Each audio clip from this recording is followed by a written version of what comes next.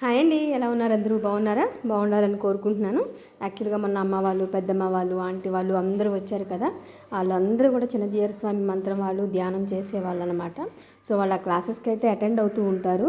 దానివల్ల మొన్న ఏదో టాపిక్ మీద వైజ్గా ఏదో మాట వచ్చి, ఇలా చిన్నపిల్లలు ఎంతమందిని చూస్తున్నావు, వాళ్ళకి నీకు ఏం రుణమో ఇది అంటూ ఏదో సంథింగ్ ఇట్లా మాట్లాడారు. ఇది రుణం ఏంటి, మనం బిజినెస్లో స్టార్ట్ చేసాం కాబట్టి ఇలా చేస్తున్నాం అంతవరకే కదా అన్నాను. లేదు, దేనికైనా ఇట్లా ఉంటుంది అనే ఒక చిన్న క్యాలిక్యులేషన్ మాట మీద తీసుకువెళ్ళి ఎక్కడో బంధాలు అవి ఇవి అసలు రిలేషను ఏంటేంటో ఎక్కడికక్కడికో వెళ్ళిపోయారు. నిజంగా వాళ్ళ మాటలు అసలు ఈ జన్మలో ఇలా ఉంటే అలా ఉంటుంది, అలా వస్తే ఇలా వస్తుంది, దానికి ఏ మాత్రం చిన్న రిలేషన్ లేకపోయినా, ఏ కారణం లేకపోయినా కనీసం వాళ్ళ మొహం వెంక కూడా మనం చూడము అనే టైప్లో ఇలా ఉంటాయి, మాకు క్లాసుల్లో చెప్తుంటారు, ధ్యానంలో ఇవన్నీ ఉంటాయి అంటూ వాళ్ళు మాట్లాడుతుంటే నేనైతే షాక్ అనమాట. యాక్చువల్గా ఇలాంటివి నేను పెద్దగా అసలు వినటానికి ఇష్టపడను, వినను. ఏముందిలే అంటే కొంతవరకు ఓకే, కానీ మరీ అంత డెప్త్గా వినను, అసలు ఇంట్రెస్ట్ కూడా చూపించను.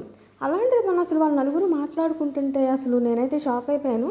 అలా ఇన్వాల్వ్ అయిపోయాను వాళ్ళ మాటల్లో. ఏంటి ఇలా ఉంటుందా, నిజంగా ఇలా ఉంటాయా, పెద్దవాళ్ళందరూ ఇలా ఉంటే ఎలా మాట్లాడుకుంటారా, ఇవన్నీ తెలుస్తాయా అని అయితే అనిపించింది.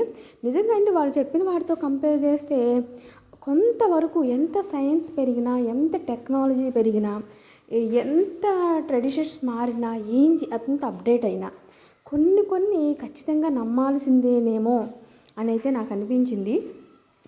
సో నేనైతే ఆ రోజు కొంచెం ఓకే డన్ కరెక్టే అన్న ఆ టైప్లోకి వెళ్ళాను. ఫస్ట్ అయితే వాళ్ళు మాట్లాడుతున్నప్పుడు రెక్లెస్గా ఫోన్ చూసుకుంటా, అటు ఇటు చూస్తా, వాళ్ళని వీడియో చేస్తా ఏదో చేశాను మా పిల్లల్ని చూసుకుంటా. బట్ తెలియకుండానే నా చెవుల్లోకి ఏదో ఒక చిన్న బిట్ వెళ్ళింది, అది నన్ను మోటివేట్ చేసింది. అలా వింటూనే ఉన్నాను అనమాట. ఇంకా క్వైట్గా నిజంగా మాటల్లో డెప్త్ అయితే నాకు అర్థమైంది, చాలా బాగా నచ్చింది. వాళ్ళైతే అన్నారు,